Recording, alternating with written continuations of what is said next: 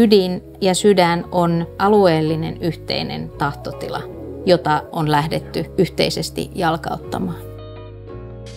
Meillä on yliopistokeskuksessa 4 yliopistoa mukana.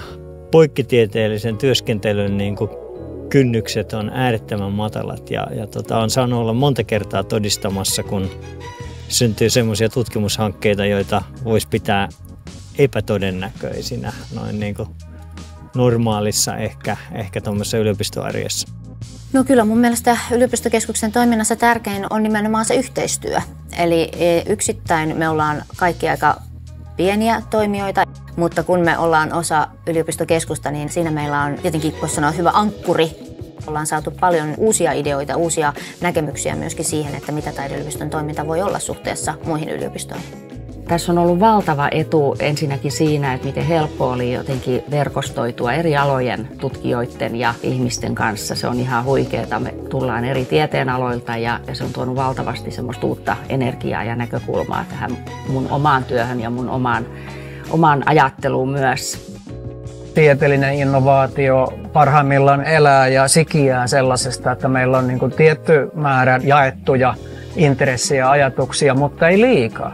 Niin mun mielestä se on ollut aivan yksi valtava hieno juttu. Juuri näin, että toisaalta meillä jokaisella on se oma akateeminen kotipesämme siellä omassa yliopistossa, mutta me kaikki olemme sieltä vähän etäällä, jolloin motivaatio on korkea lähteä rakentamaan tätä verkostoa täällä alueella eri alojen tutkijoiden kanssa. Ja sen lisäksi vuosi vuodelta tajuaa sen paremmin, että miten tämä yliopistokeskuksen toimintatavat on rakentunut sellaisiksi, että ne ikään kuin aktiivisesti tuuppaa meitä yhteistyöhön. Tutkitaan ja koulutetaan teemoissa, joilla on kytkentä tähän alueeseen. Ja se on kaksisuuntaista, se inspiroi molempiin suuntiin. Että monesti ne hyvät tutkimuskysymykset, kehittämisen teemat, ne nousee ikään kuin sieltä arjesta. Ja sitten toisaalta tavallaan myös se tutkimustyö hyötyy siitä aluekytkennästä ihan yhtä lailla kuin alue hyötyy tutkimuskytkennästä.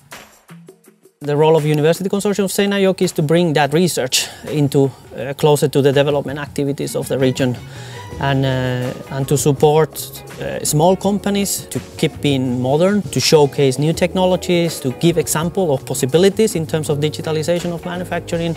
And that's a little bit our role as professors, as academics, to lecture in a way. How things could be done better, how things could be done more sustainable, how we can get competitive advantage, how we can maintain the competitive advantage, how we can create new employment, how we can create new companies.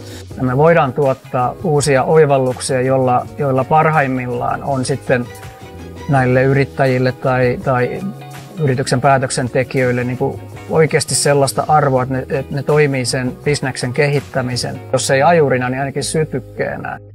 Etelä-Pohjanmaahan on aika merkittävä yrittäjyyskeskittymä tai yrittäjyysmyönteinen alue ja tietysti tarjoaa mun professuurilla aika hyvän lähtökohdan, että mulla onkin kova halu synnyttää tämmöisiä erilaisia yhteistyöhankkeita sitten paikallisten yritysten kanssa. Lopputulos siitä, että mitä tämä tutkimustieto jossain yrityksessä tarkoittaa, niin se tulee tavallaan semmoisena yhteisenä synteesinä ja yhteisenä oppimistuloksena. Ja siinä on kiva olla mukana, koska myös sitten tutkijana ja yliopiston edustajana on jatkuvasti siinä oppimisen tilassa. Täsmälleen näin. Tämä on rohkeiden ihmisten paikka.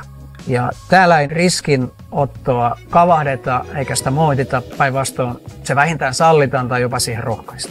Kyllä mä koen, että tämä on omanlaisensa heimo, että tämä on hyvin lähestyttävä porukka ja täällä voi olla oma itsensä ja löytää sen paikkansa siinä heimossa tai jengissä.